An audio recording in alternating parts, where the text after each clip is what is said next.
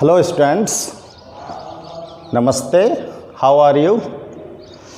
हाँ तो बच्चों, हमारा चैप्टर चल रहा है सॉल्यूशन, चैप्टर 2। और आज के इस चैप्टर में जो हमारा टॉपिक है वो है एजियोट्रॉपिक मिक्सचर। क्या टॉपिक है आज हमारा? Azeotropic mixture.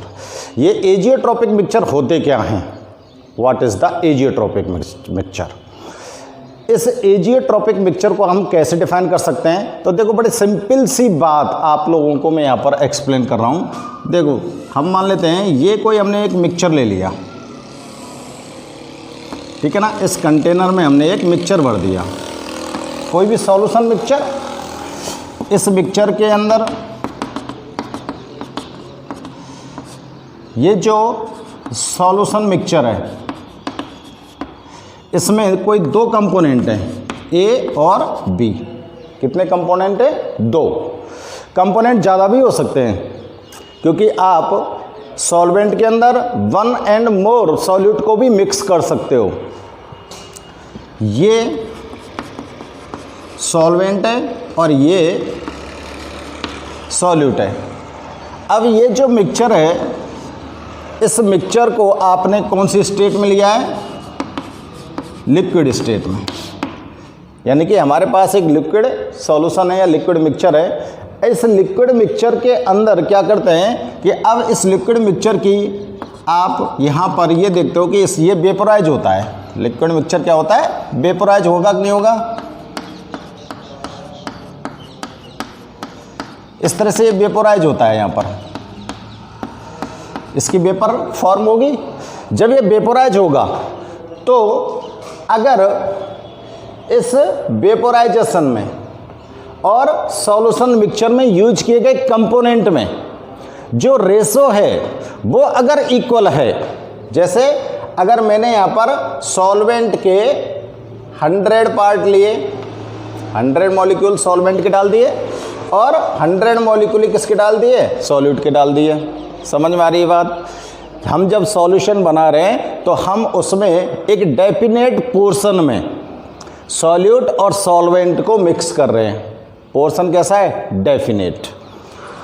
इस डेफिनेट पोर्शन में जब हमने सॉल्वेंट और सॉल्यूट को मिक्स कर दिया तो ये अब वेपोराइज होगा। अब इसकी अगर वेपर फेज आती है यहाँ पर, तो यहाँ पर भी सॉल्वेंट और सॉल्यूट का जो वेपोराइजेशन होता है वो भी एक डेफिनेट पोर्शन में होना चाहिए। इट मीन्स अगर यहाँ पर वेपोराइजेशन में 50 पार्टिकल्स ऑफ सॉल्यूट वेपोराइज होते हैं तो 50 पार्टिकल्स ऑफ सॉल्वेंट वेपोराइज होने चाहिए।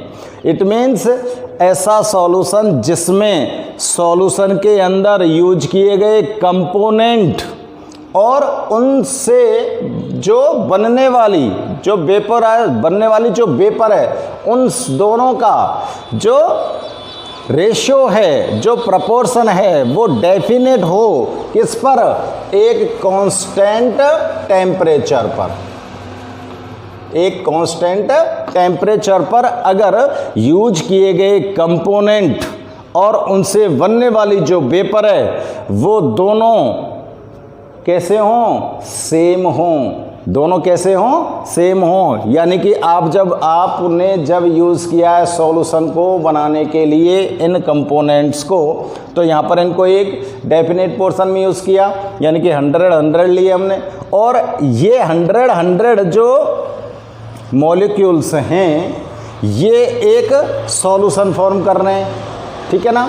सॉल्यूशन फॉर्म कर रहे हैं तो अब यह सॉल्यूशन की जो वेपर बनेगी, उस वेपर के अंदर भी अगर 50 मॉलिक्यूल सॉल्वेंट के हैं तो इस वेपर में 50 मॉलिक्यूल ही सॉल्यूट के होते हैं। तो इस तरह का कोई जो सॉल्यूशन बनता है वो सॉल्यूशन क्या कहलाता है? एजियोट्रॉपिक मिक्सचर कहलाता है। इस प्रकार का जो मिक्सचर होता है वो क्या कहलाता है? एजियोट्रॉपिक मिक्सचर कहलाता है। ठीक है, आप लोग ध्यान से देख लो इसको। कोई भी सॉल्यूशन मिक्सचर है, सॉल्यूशन मिक्सचर में यूज किए गए कंपोनेंट हैं उन कंपोनेंट को आपने डेफिनेट पोर्शन में लिया है, और अब उसकी जब वेपर बनती है तो उस वेपर फेज में भी दोनों के दोनों जो कंपोनेंट हैं उनका जो रेशो है वो भी वहाँ पर सर्टेन होना चाहिए, निश्चित होना चाहिए। यानी कि जितना रेशो नीचे होता है जिस तरह से, यानी कि 1:1 आएगा ना इसका। और अगर यहाँ पर 1:1 ए और बी में है तो ऊपर भी देखो कितना रेशो है, 1:1 है।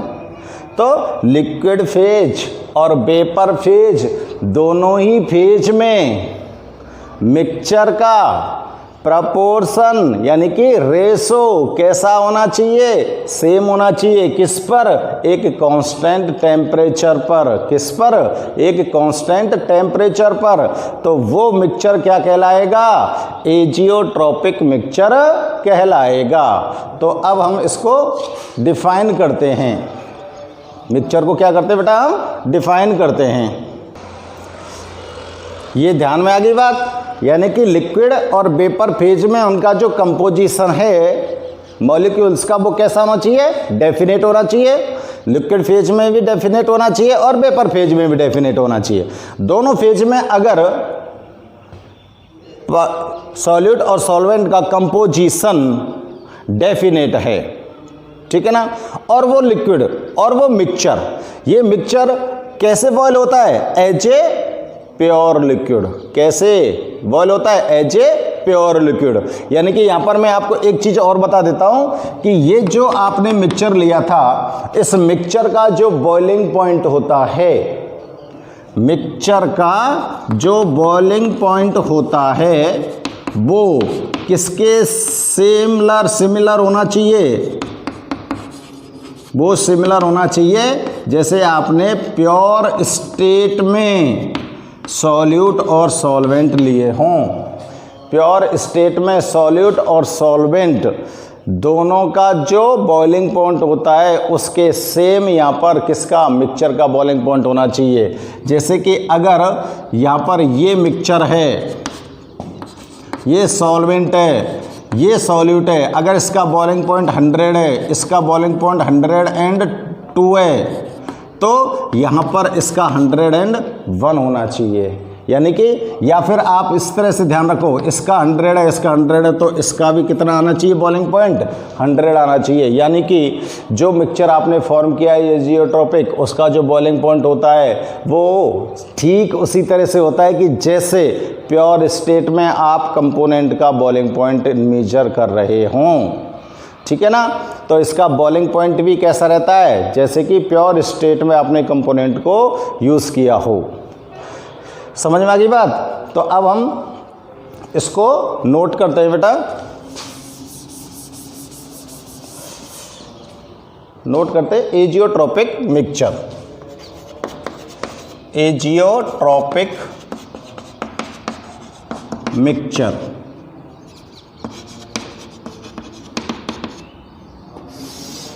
ठीक है।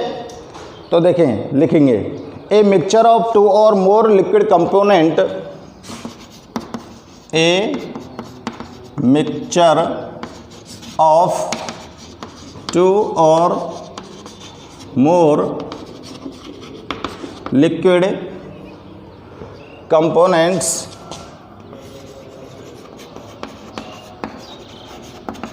two or more liquid components having a definite composition, having a definite composition in liquid and vapor, liquid and vapor phase, and boil like a pure and boil like a pure liquid at a particular temperature, at a particular temperature. is called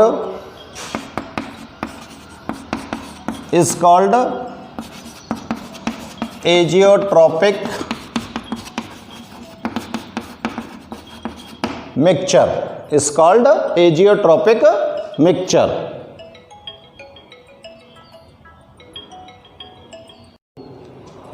देखो ध्यान से, azeotropic mixture में 2 or more liquids component having a definite composition। आपने जो ये mixture बनाया था, इस मिक्सचर के अंदर 2 कंपोनेंट डेफिनेट प्रोपोर्शन में लिए थे, और 2 कंपोनेंट को जब डेफिनेट प्रोपोर्शन में लिया था तो इनकी जो वेपर फेज थी और लिक्विड फेज थी, जो वेपर फेज थी और लिक्विड फेज थी, उसमें जो कंपोजिशन था, यहाँ पर जो वेपर फेज बनी थी इसकी, उसमें भी कंपोजिशन कैसा था, डेफिनेट। और इसमें यहाँ पर आपने मिक्सचर को बनाते समय, सॉल्यूशन मिक्सचर को बनाते समय जो मॉलिक्यूल्स को यूज किया, वहाँ भी इसका कंपोजिशन कैसा था, डेफिनेट था। तो डेफिनेट कंपोजिशन अगर लिक्विड स्टेट में है तो डेफिनेट कंपोजिशन है उसका किस में है, वेपर फेज में। तो कैसा मिक्सचर है, ऐसा मिक्सचर है जिसमें लिक्विड और वेपर फेज में कंपोनेंट्स का जो कंपोजिशन होता है वो डेफिनेट होता है। और इसको अगर आप बॉयल करते हो, इसको अगर आप लोग बॉयल करते हो तो बॉयल करते समय ये किस तरह से बॉयल होगा, एज ए प्योर लिक्विड। और एज ए प्योर लिक्विड कौन सा, कोई सा भी ले लो कंपोनेंट, आप सॉल्यूट ले लो या सॉल्वेंट ले लो, यानी कि इसका जो बॉइलिंग पॉइंट होगा किसका, मिक्सचर का, मिक्सचर का जो बॉइलिंग पॉइंट होगा वो बॉइलिंग पॉइंट किसके इक्वल होना चाहिए, प्योर स्टेज में या तो कंपोनेंट ए के इक्वल होगा और प्योर स्टेज में कंपोनेंट बी के इक्वल होगा। यानी कि दोनों का जो बॉइलिंग पॉइंट होता है उसके इक्वल ही ये क्या होता है, इसका बॉइलिंग पॉइंट होता है। क्लियर है ना, ये बात आपको समझ आ रही होगी, ठीक है ना। और ये जो पर्टिकुलर टेम्परेचर पर ये वेपोराइजेशन उसके अंदर होता है, इसमें टेम्परेचर कैसा रखना पड़ता है, हमको एक पर्टिकुलर टेम्परेचर रखना पड़ता है। और ये जो मिक्सचर होते हैं इनको एक दूसरा नाम भी दिया जाता है, और दूसरा नाम क्या है वो भी लिख देता हूँ मैं। It is also called constant, it is also called constant boiling mixture। इसको आप कांस्टेंट बॉइलिंग मिक्सचर भी बोल सकते हो। अब देखो ये जो कांस्टेंट बॉइलिंग मिक्सचर होते हैं ये 2 प्रकार के होते हैं। These are of 2 types. ये कितने प्रकार के हैं, 2 प्रकार के। 2 प्रकार के कैसे हैं, देखो एक तो होता है फर्स्ट जो इसका टाइप होता है वो तो क्या है, वो मैं लिखता हूं minimum boiling azeotropes. Minimum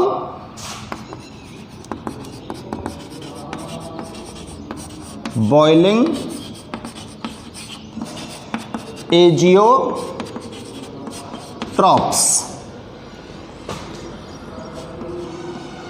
minimum boiling azeotropes.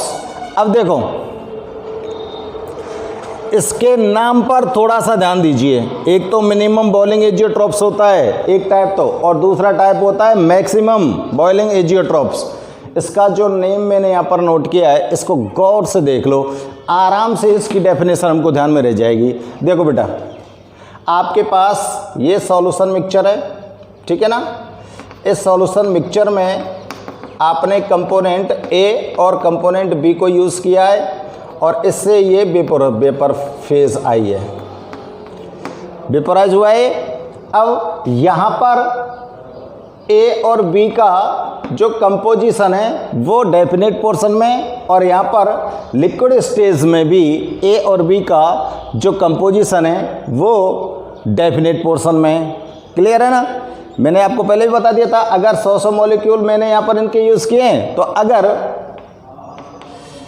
इसके 50 मॉलिक्यूल्स यहाँ पर वेपराइज होते हैं तो इसके भी 50 मॉलिक्यूल्स वेपराइज होने चाहिए। दोनों के 50-50 होने चाहिए। और यहाँ पर ये कितने बच जाएंगे, ये 50 बच जाएगा, ये 50 बच जाएगा।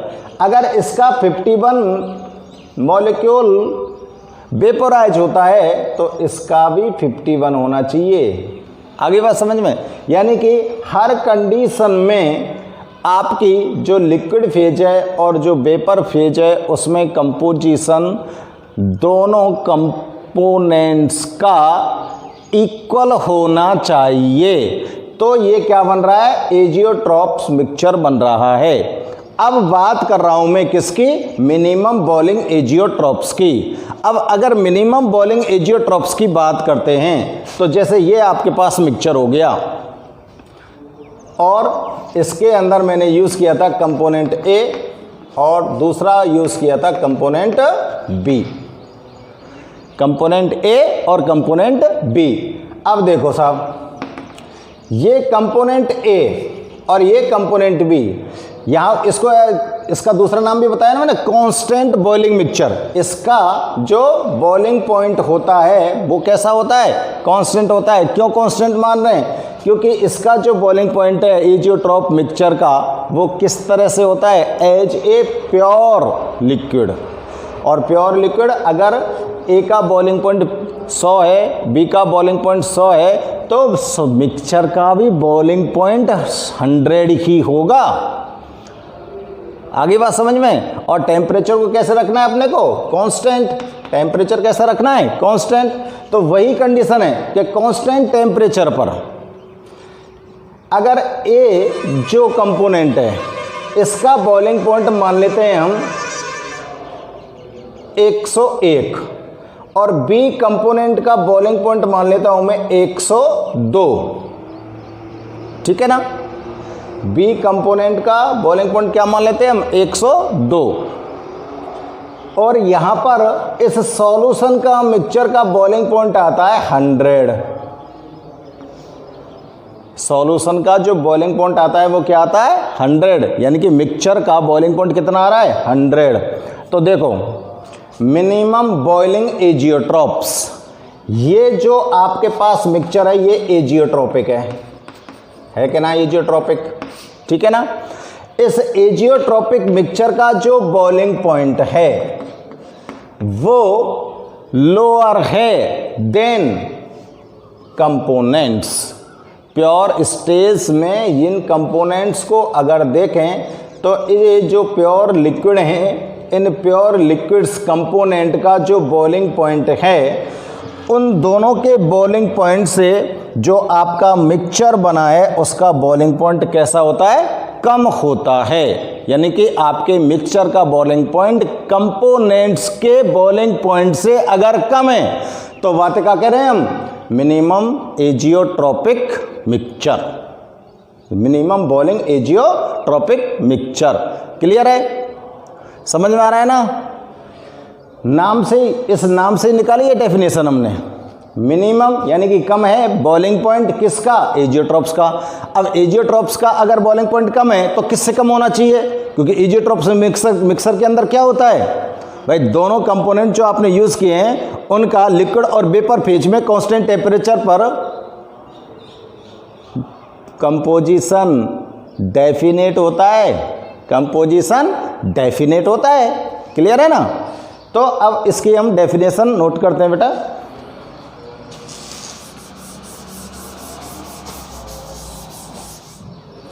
डेफिनेशन नोट करेंगे। In this mixture the boiling point of azeotropes solution, in this mixture the boiling point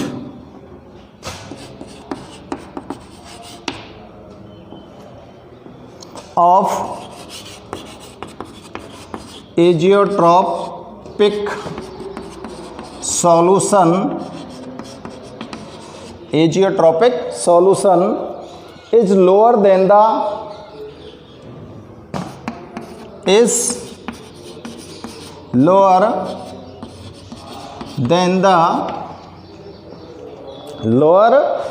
than the boiling point of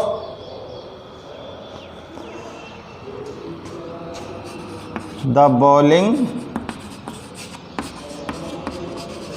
point of either boiling point of either of the pure components, either of the pure components, जो pure components हैं उनके boiling point से एजियोट्रोपिक mixture का boiling point कम होगा। ये एक बात कह रहा है इस बात को, ठीक है ना। अब जिनका बॉइलिंग पॉइंट कम होता है, जिनका बॉइलिंग पॉइंट कम होता है उनका वेपोराइजेशन स्पीडली होता है। ये बात तो ध्यान आ रही है ना। अरे जिसका बॉइलिंग पॉइंट कम होगा उसका वेपोराइजेशन ज़्यादा होगा, वो कम टेम्परेचर पर ही वेपोराइज होने लग जाएगा जिसका बॉइलिंग पॉइंट कम है वो तो। और अब आप थोड़ा सा अपना ध्यान पीछे रिवर्स करो। आपने पढ़ा था राउल्ट्स लॉ, ठीक है ना। और राउल्ट्स लॉ में आपने आइडियल और नॉन आइडियल सॉल्यूशन के आइडियल और नॉन आइडियल सॉल्यूशन पढ़े थे ना, और राउल्ट्स लॉ पढ़ा था। तो जो नॉन आइडियल सॉल्यूशन पढ़ा था उस नॉन आइडियल सॉल्यूशन में आपने बताया था, या यहाँ पर आपको एक्सप्लेन किया गया था कि वहाँ पर नॉन आइडियल सॉल्यूशन में दो प्रकार की डेविएशंस आती हैं, एक तो नेगेटिव डेविएशन और एक पॉजिटिव डेविएशन। पॉजिटिव जो डेविएशन आती है उसके अंदर vapour pressure of components is greater than their partial vapour pressure of in pure state. यानी कि आपने ये लिखा था कि नहीं लिखा था, P A greater than P naught A X A, ये लिखा था ना पॉजिटिव डेविएशन में, ये नोट तो किया था ना। तो ये जो पार्शियल वेपर प्रेशर है इसका, कंपोनेंट ए का जो वेपर प्रेशर है वो ज़्यादा है किससे, इसकी प्योर स्टेट से ज़्यादा है ना। और एक आता है उसमें अब ज़्यादा है, इसका वेपर प्रेशर ज़्यादा है तो बॉइलिंग पॉइंट कैसा होगा, कम होगा। और बॉइलिंग पॉइंट कम है जब ही तो वेपर प्रेशर ज़्यादा है, बॉइलिंग पॉइंट कम है वेपर प्रेशर तभी तो ज़्यादा है। ये बात क्लियर आ रही है ना। तो अब बॉइलिंग पॉइंट अगर मिनिमम है, बॉइलिंग पॉइंट मिनिमम है किस में, इस वाले सॉल्यूशन मिक्सचर में। तो बेटा बताओ, अगर मैं पूछूं आपसे कि नॉन आइडियल सॉल्यूशन में कौन सी डेविएशन मिनिमम बॉइलिंग एजियोट्रोप्स होगी, जिसका वेपर प्रेशर ज़्यादा है बॉइलिंग पॉइंट कम होगा। वेपर प्रेशर अगर ज़्यादा आ रहा है तो बॉइलिंग पॉइंट कम होगा, तभी तो ज़्यादा आ रहा है। तो नॉन आइडियल सॉल्यूशन में जो पॉजिटिव डेविएशन शो करते हैं वो मिनिमम बॉइलिंग एजियोट्रोप्स कहलाएंगे। क्लियर है ना, मिनिमम बॉइलिंग एजियोट्रोप्स कहलाएंगे। तो देखो यहाँ पे मैं नोट कर देता हूँ, this is a non ideal solution which positive deviation, this is a non ideal solution with positive deviation, with positive deviation. तो अब इसके एग्जाम्पल देखो, इसके एग्जाम्पल वही होंगे जो नॉन आइडियल सॉल्यूशन में पॉजिटिव डेविएशन शो कर रहे थे। राउल्ट के लॉ के अनुसार नॉन आइडियल सॉल्यूशन में जिन सॉल्यूशन ने पॉजिटिव डेविएशन को शो किया था वही एग्जाम्पल इसके होंगे। तो एग्जाम्पल नोट कर सकते हैं अब हम, अगर ध्यान हो तो। Example, water plus ethanol, water plus ethanol, ये पॉजिटिव डेविएशन शो कर रहा था। और दूसरा लिख देते हैं एथेनॉल प्लस क्लोरोफॉर्म, और वहाँ से कोई भी एग्जाम्पल आप पॉजिटिव डेविएशन शो करने वाले को आप यहाँ पर नोट कर सकते हो, ठीक है ना। तो ये किसके हो गए, मिनिमम बॉइलिंग एजियोट्रॉप्स के एग्जाम्पल हो गए, ठीक है ना। अब दूसरा देखते हैं इसका दूसरा टाइप कौन सा होता है। दूसरा टाइप में बोल रहा था आपको मैक्सिमम बॉइलिंग एजियोट्रॉप्स। दूसरा टाइप देखो मैक्सिमम बॉइलिंग एजियोट्रॉप्स। अब ये मैक्सिमम बॉइलिंग एजियोट्रॉप्स जिस तरह से हमने मिनिमम बॉइलिंग एजियोट्रॉप्स को डिफाइन किया था उसी तरह से आप मैक्सिमम बॉइलिंग एजियोट्रॉप्स को डिफाइन करो। आगे बात समझ में। मैक्सिमम बॉइलिंग एजियोट्रॉप्स को क्या करेंगे, जैसे ये आपका सॉल्यूशन मिक्सचर है, ठीक है ना, इसकी वेपर फेज है, यहाँ पर कंपोनेंट आपने दो यूज़ किए हैं, सॉल्यूट और सॉल्वेंट और सॉल्यूट। ये सॉल्वेंट है ए और ये सॉल्यूट है, ठीक है ना। ये जो वेपर फेज यहाँ पर आ रही है, दोनों के अंदर इनका जो कंपोजिशन है लिक्विड स्टेट में और वेपर फेज में कैसा होना चाहिए, कैसा होना चाहिए, डेफिनेट होना चाहिए, तभी तो ये क्या बनेगा, तभी ये बन जाएगा क्या, एजियोट्रॉपिक मिक्सचर। अब हम क्या देखते हैं कि कंपोनेंट ए को यहाँ पर ले लिया हमने प्योर स्टेज में और कंपोनेंट बी को यहाँ पर ले लिया हमने प्योर स्टेज में, ठीक है। अब अगर इस प्योर स्टेज में कंपोनेंट ए का बॉइलिंग पॉइंट मान लें आप 100 और इसका बॉइलिंग पॉइंट मान रहे हैं 102, समझ में आ रही बात। अगर प्योर स्टेज में जो कंपोनेंट ए है उसका बॉइलिंग पॉइंट 100 मान लेते हैं और इसका बॉइलिंग पॉइंट मान लेते हैं 102, तो आपका जो ये सॉल्यूशन मिक्सचर बनता है इन कंपोनेंट्स को यूज़ करने पर, यदि इस सॉल्यूशन का जो बॉइलिंग पॉइंट होता है वो इन दोनों से अधिक आता है, जैसे इसका आ गया 103 बॉइलिंग पॉइंट है, प्योर स्टेज में जो आपके कंपोनेंट हैं उनसे अधिक अगर बॉइलिंग पॉइंट आता है तो ये जो मिक्सचर होगा वो क्या होगा, मैक्सिमम बॉइलिंग एजियोट्रॉप्स। जैसे ऐसे एजियोट्रॉप्स जिनका बॉइलिंग पॉइंट मैक्सिमम होता है, किससे, उसके जो यूज किए गए कंपोनेंट हैं उनकी प्योर स्टेज से। तो इसको आप आराम से ध्यान में रख सकते हो। ये आपका एजियोट्रॉपिक मिक्सचर हो गया। एजियोट्रॉपिक मिक्सचर में आपने दो कंपोनेंट को यूज़ किया है, दोनों कंपोनेंट की जो लिक्विड स्टेट है और वेपर स्टेट है, दोनों की जो फेज है उन फेज में कंपोनेंट्स का जो कंपोजिशन है वो कैसा होगा, इक्वल होगा, इक्वल होगा। इसको तो हमने क्लियर कर लिया था एजियोट्रॉपिक मिक्सचर की डेफिनेशन में। अब हम बात करें कि मैक्सिमम बॉइलिंग एजियोट्रॉप्स क्या होंगे। अगर आप प्योर स्टेज में कंपोनेंट ए का बॉइलिंग पॉइंट देखते हैं वो 100 आता है, प्योर स्टेज में कंपोनेंट बी का बॉइलिंग पॉइंट देखते हैं वो 102 है, तो इन दोनों को जब हम मिक्स करते हैं तो इस टाइम पर इसका जो बॉइलिंग पॉइंट होता है 103 आता है। It means the boiling point of azeotropes is higher than their components. Clear है ना। तो ऐसे जो एजियोट्रॉप्स यहाँ पर फॉर्म होंगे उनको आप क्या बोलोगे, उनको हम क्या बोलेंगे, मैक्सिमम बॉइलिंग एजियोट्रॉप्स।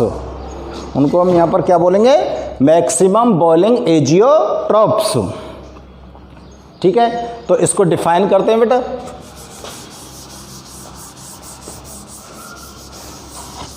इसको डिफाइन करते हैं। In this mixture the boiling point of A azeotropic solution,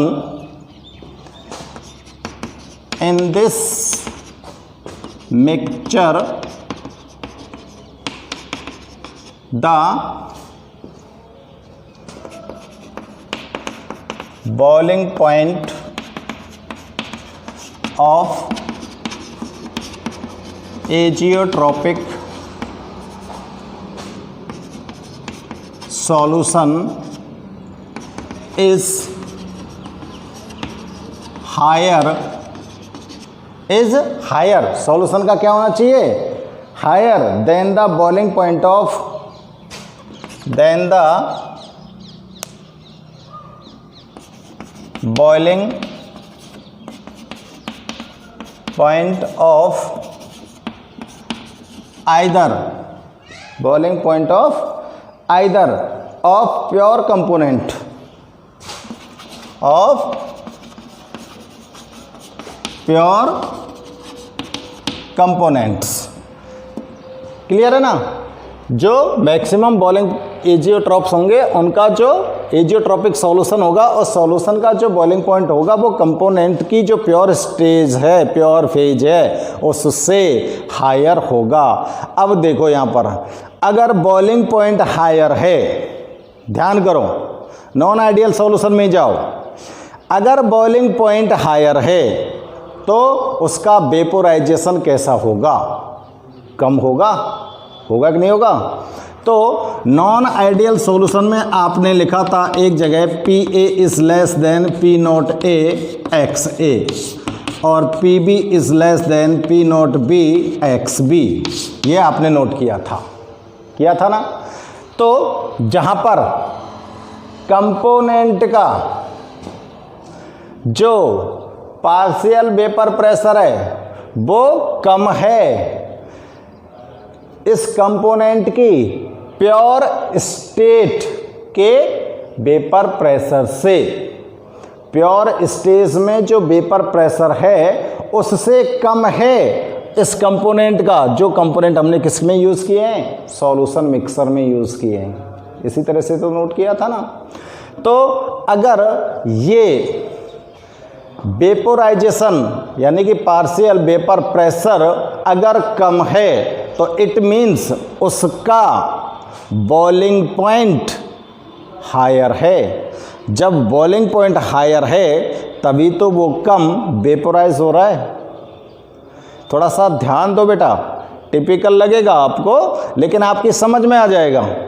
अगर उसका पार्शियल वेपर प्रेशर कम है, प्योर स्टेज थे, दोबारा से ध्यान दो, ये सॉल्यूशन मिक्सर था और ये प्योर स्टेज में लिए थे हमने। आगे बात समझ में?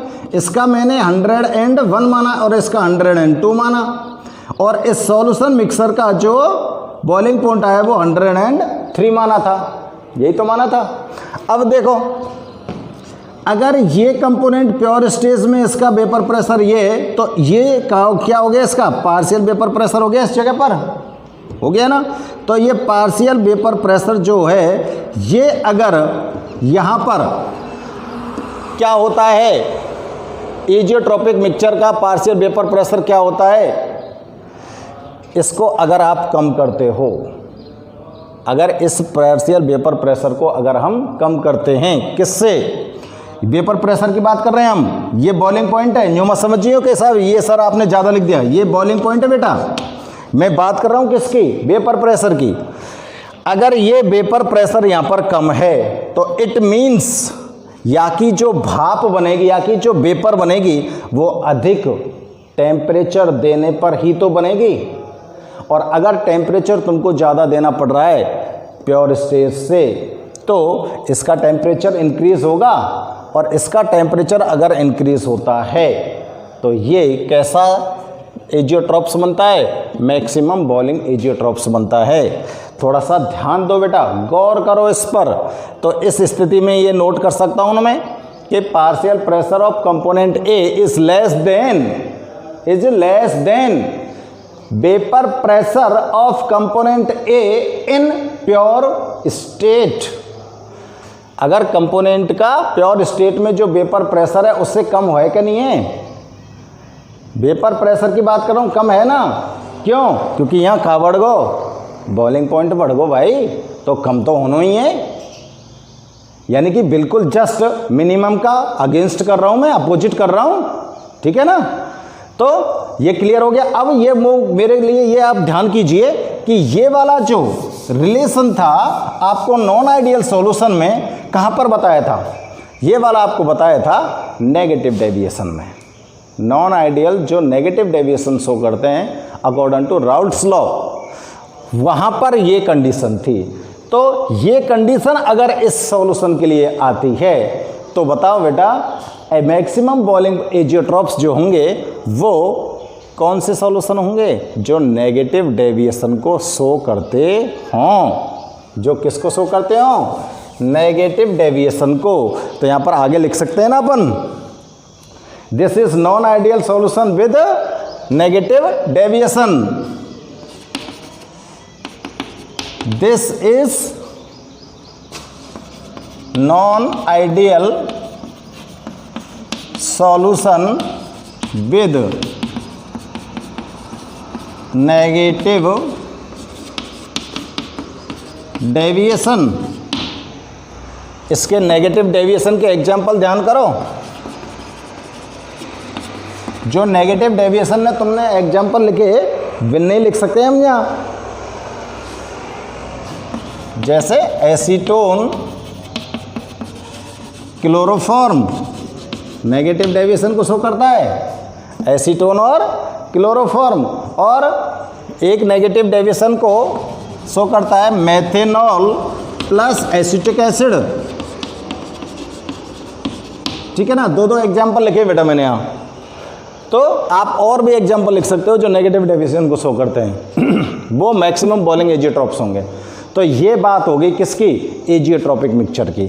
थोड़ा सा अटपटा सा तो लगता है, लेकिन आपको लर्न करने में ऐसी कोई दिक्कत नहीं आएगी, आप सीधे सीधे इनकी डेफिनेशंस को लर्न कर सकते हो और एग्जाम्पल्स पर थोड़ा सा ध्यान देंगे, ठीक है ना। तो एजियोट्रॉपिक्स की बात यहाँ पर कंप्लीट होती है और हम दूसरे टॉपिक पर बात करते हैं। अब किसकी, दूसरे टॉपिक पर बात करेंगे और दूसरा टॉपिक है हमारा, जो नेक्स्ट टॉपिक अब चालू होने वाला है वो क्या है, कॉलिगेटिव प्रॉपर्टीज। नेक्स्ट टॉपिक हमारा क्या है, कॉलिगेटिव प्रॉपर्टीज। उसकी थोड़ी सी यहाँ पर हम डिस्कशन कर लेते हैं, ठीक है ना। अब बात कर रहे हैं हम किसकी, कॉलिगेटिव प्रॉपर्टीज। कॉलिगेटिव प्रॉपर्टीज क्या होती हैं, ये किसी भी सॉल्यूशन के लिए कॉलिगेटिव प्रॉपर्टीज हैं। सॉल्यूशन के लिए क्या है, कॉलिगेटिव प्रॉपर्टीज। देखो आराम से देखना बेटा कि ये आपके पास सॉल्यूशन है, ठीक है। जब आपने इस सॉल्यूशन को फॉर्म किया है तो इसमें दो कंपोनेंट आपने यूज़ किए हैं, मिनिमम दो कंपोनेंट तो यूज़ किए हैं। एक तो क्या, सॉल्वेंट, और दूसरा क्या, सॉल्यूट। दो कंपोनेंट को यूज़ किया है। अब मैं यहाँ पर थोड़ा सा गौर करना, ये जो सॉल्यूशन फॉर्म हुआ है, अगर इस सॉल्यूशन की जो प्रॉपर्टीज़ हैं, इस सॉल्यूशन की जो प्रॉपर्टीज़ हैं वो किस पर डिपेंड करेंगी, सॉल्यूशन की जो प्रॉपर्टीज़ हैं वो किस पर डिपेंड करेंगी। देखो थोड़ा सा और मैं आपको एक्स्ट्रा बताऊं, कॉलिगेटिव प्रॉपर्टीज़ का मतलब होता है अणु संख्या, अणुओं की संख्या, number of molecules, number of molecules, ठीक है ना। कॉलिगेटिव का अगर आप दूसरा वर्ड देखें तो इसका होता है नंबर ऑफ मॉलिक्यूल्स, ठीक है ना। अब नंबर ऑफ मॉलिक्यूल्स किसके, अब यहाँ पर मैं बात करूँ भाई साहब कि जब आपने सॉल्यूशन को फॉर्म किया है और मान लेता हूँ मैं, इमेजिन कर रहा हूँ, अगर सॉल्यूशन हमारा कैसा है, डाइल्यूट है, कैसा है, डाइल्यूट है, ठीक है ना। अब डाइल्यूट अगर सॉल्यूशन है तो आप लोग उसके अंदर कौन सा कंपोनेंट मिनिमम अमाउंट में मिक्स कर रहे हो, बताओ। सॉल्यूशन के अंदर अगर वो डाइल्यूट है तो आपने उसमें जाहिर सी बात है सॉल्यूट की जो अमाउंट होगी वो कैसी होगी, लेस। सॉल्यूट की अमाउंट कैसी होगी, कम होगी कि नहीं होगी, बताओ। सॉल्वेंट की अमाउंट मैक्सिमम होगी, ये बात समझ में आ रही है, तभी तो वो डाइल्यूट बनेगा। और अगर आपको उसे कंसंट्रेट करना होगा तो सॉल्यूट की अमाउंट को उस सॉल्वेंट के अंदर इंक्रीज करते चले जाओगे, क्लियर है ना। तो अगर ये डाइल्यूट सॉल्यूशन है और इसमें ये सॉल्यूट है, ये कम मात्रा में प्रेजेंट है, तो अब ये जो डाइल्यूट सॉल्यूशन यहाँ पर फॉर्म हुआ है, गौर करना, डाइल्यूट सॉल्यूशन यहाँ पर जो ये फॉर्म हुआ है, इस सॉल्यूशन की जो प्रॉपर्टी है, सॉल्यूशन की जो प्रॉपर्टीज है, बताओ वो किस पर डिपेंड है, किस पर डिपेंड होंगी, वो डिपेंड होंगी अमाउंट ऑफ सॉल्यूट पे होंगी कि नहीं होंगी? किस पर डिपेंड होंगी? अमाउंट ऑफ सॉल्यूट, यानी कि आपने सॉल्यूट को कितनी अमाउंट में डाला है, यानी कि कितने मॉलिक्यूल्स सॉल्यूट के उस सॉल्यूशन में प्रेजेंट हैं, इसी पर तो उसकी जो प्रॉपर्टीज होंगी वो डिपेंड करेंगी, इसी पर तो डिपेंड करेंगी ना। तो अगर सॉल्यूट की अमाउंट आपने बढ़ा दी होती तो उसकी प्रॉपर्टीज अलग हो जाती, वो कंसंट्रेट हो जाता और उसमें नंबर ऑफ मॉलिक्यूल्स इंक्रीज हो जाते, और अगर डाइल्यूट है तो नंबर ऑफ मॉलिक्यूल्स कम है। अब नंबर ऑफ मॉलिक्यूल्स कम है तो यहाँ पर जो इस सॉल्यूशन की प्रॉपर्टीज़ हैं वो किस पर डिपेंड कर रही हैं? बार बार इसी बात को कह रहा हूँ मैं, किस पर डिपेंड कर रही हैं? ये डिपेंड कर रही हैं किस पर? अमाउंट ऑफ सॉल्यूट पर। समझ में आ गई बात? तो मैंने कॉलिगेटिव जो वर्ड है इसको यहाँ पर थोड़ा सा डिफाइन किया है। कॉलिगेटिव वर्ड का मतलब होता है number of molecules. Number of molecules किसके? सॉल्यूशन में किसके मॉलिक्यूल्स? अब अगर मैंने सॉल्यूशन को यहाँ पर क्या मान लिया था? डाइल्यूट मान लिया, और डाइल्यूट अगर सॉल्यूशन है तो उसमें लेस अमाउंट में कौन सा कंपोनेंट होगा? सॉल्यूट होगा, ठीक है ना। तो सीधा सीधा रिलेटेड हो रहा है नंबर ऑफ मॉलिक्यूल्स किसके? सॉल्यूट के। किसके? सॉल्यूट के। जितने नंबर ऑफ मॉलिक्यूल्स सॉल्यूट के प्रेजेंट हैं उस सॉल्यूशन में, तो उस सॉल्यूशन की जो प्रॉपर्टीज हैं वो उन number of molecules of solute पर ही तो डिपेंड करेंगी, करेंगी कि नहीं करेंगी। और अगर नंबर ऑफ मॉलिक्यूल्स को मैं यहाँ पर बोल रहा हूँ क्या? Amount of molecules. क्या बोल रहे हैं? Amount of molecules. एक ही बात है, आगे बात समझ में। तो आपने जो भी सॉल्यूशन यहाँ पर फॉर्म किया है उस सॉल्यूशन की जो प्रॉपर्टीज़ होती हैं वो डिपेंड करती हैं सॉल्यूट की अमाउंट पर। The properties which depend on the amount of solute in A solution is also known as colligative properties. These properties are not depend on nature of solute. ये जो properties हैं ये solute की nature पर depend नहीं करती हैं और ना ही सॉल्यूट की कंपोजिशन पर डिपेंड करती हैं। जो कॉलिगेटिव प्रॉपर्टीज हैं वो कॉलिगेटिव प्रॉपर्टीज केवल और केवल only depends on amount of solute, not depend on composition and nature of solute. किसी भी नेचर का सॉल्यूट हो, कोई भाई कंपोजिशन उसके अंदर हो, उस पर कोई डिपेंड नहीं करती हैं। आगे बात समझ में? केवल किस पर डिपेंड करती हैं कि आपने कितना सॉल्यूट उस सॉल्यूशन में मिक्स किया है, इस पर डिपेंड करती हैं। तो उनको क्या बोलते हैं हम? Colligative properties. तो यहाँ पर हमको मुख्य रूप से मेनली किसको ध्यान में रखना है, किसको ध्यान में बसाना है? हमको ध्यान में बसाना है बेटा सॉल्यूट को। क्यों? क्योंकि कॉलिगेटिव प्रॉपर्टीज तो यही पे डिपेंड कर रही हैं। तो इस कॉलिगेटिव प्रॉपर्टीज में हमारा जो पहिया घूमेगा वो किसके अड़ोस पड़ोस में घूमेगा? सॉल्यूट के अड़ोस पड़ोस में घूमेगा। किसके अंदर? कॉलिगेटिव प्रॉपर्टीज के अंदर। समझ में आ गई बात? इसकी डेफिनेशन हम बना सकते हैं। इसकी कॉलिगेटिव प्रॉपर्टीज की हम डेफिनेशन बना सकते हैं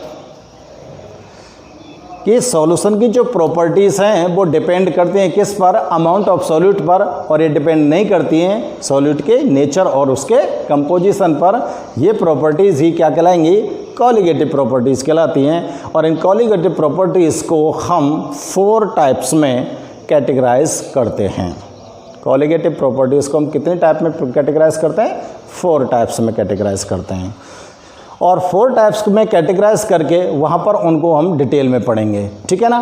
तो मैं इसकी डेफिनेशन को यहाँ पर नोट कर देता हूँ, देखो बेटा। सम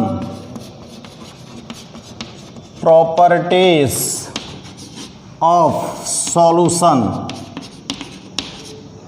सॉल्यूशन की जो कुछ प्रॉपर्टीज हैं वो depend on the amount of solute, किस पर डिपेंड करती हैं? Amount of solute.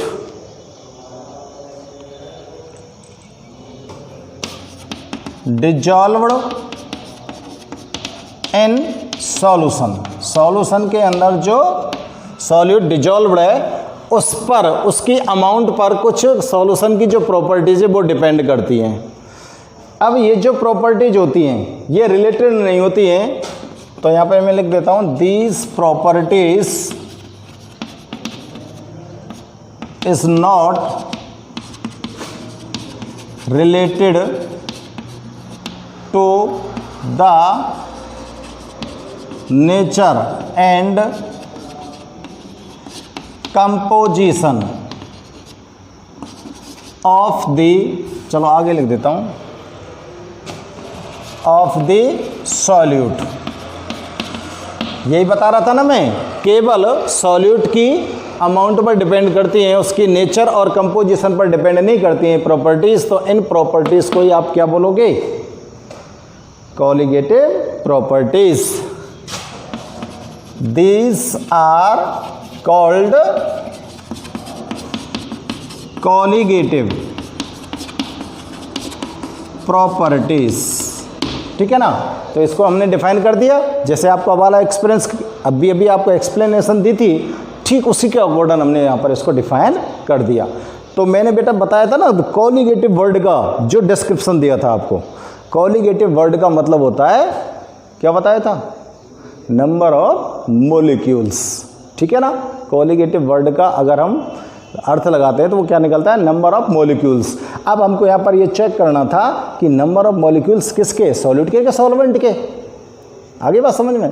तो उसमें आपको एग्जांपल दिया था कि अगर सॉल्यूशन को मैं डाइल्यूट मान लेता हूँ तो यहाँ पर नंबर ऑफ मॉलिक्यूल्स किसके कम होंगे? सॉल्यूट के होंगे। इसलिए हम धीरे धीरे कहाँ पहुँच गए? सॉल्यूट पर पहुँच गए। ठीक है ना? तो ये जो प्रॉपर्टीज है ओनली और ओनली किस पर डिपेंड कर रही है? सॉल्यूट के अमाउंट पर डिपेंड कर रही हैं। ठीक है ना? अब देखो कौन कौन सी कॉलिगेटिव प्रॉपर्टीज होती हैं। These properties are follows. कितनी टाइप की? मैंने बोला था आपको अभी कि हमको 4 प्रकार की colligative, 4 types of colligative properties यहाँ पर स्टडी करनी है। उसमें पहली है relative lowering of vapour pressure. Relative lowering of vapour pressure. देखो बेटा, या तो शॉर्ट में RLVP भी कह देते हैं, क्योंकि इतनी लंबी लाइन लिखेंगे हम, उसके बजाय यहाँ पर हम शॉर्ट में क्या लिख देते हैं? RLVP, relative lowering in vapour pressure. ठीक है ना? और दूसरी जो प्रॉपर्टीज है वो क्या है? Elevation. Elevation in boiling point. दूसरी प्रॉपर्टीज क्या पढ़नी है आपको? Elevation in boiling point. और तीसरी जो प्रॉपर्टी आपको पढ़नी है वो क्या है? Depression. Depression in freezing point.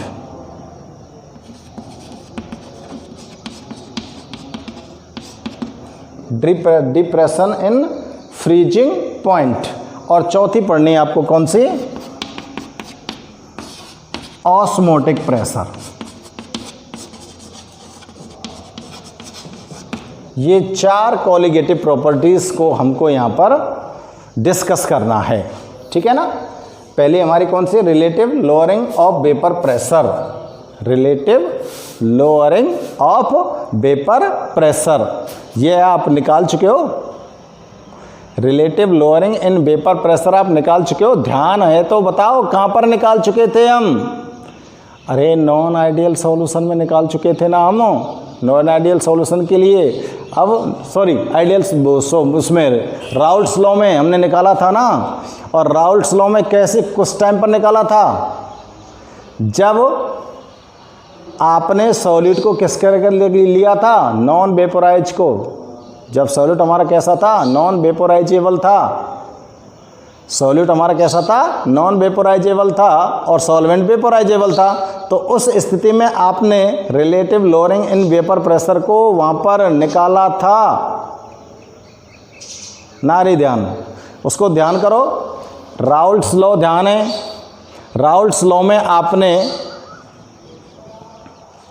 दो राउल्ट्स लॉ को देखा था, दो कंडीशन में। कौन सा, कि जब आपके सॉल्यूट और सॉल्वेंट दोनों कैसे थे, वेपोराइजेबल थे।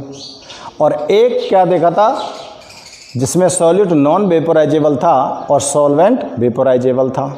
यानी कि सॉल्यूट को आप सॉलिड मान सकते हो और सॉल्वेंट को आप लिक्विड मान सकते हो, ठीक है ना। तो जब राउल्ट्स लॉ को हमने एक्सप्लेन किया था नॉन वेपोराइजेबल सॉल्यूट के लिए, यानी कि सॉलिड को क्या मान लें, सॉल्यूट मान लें, ठीक है ना।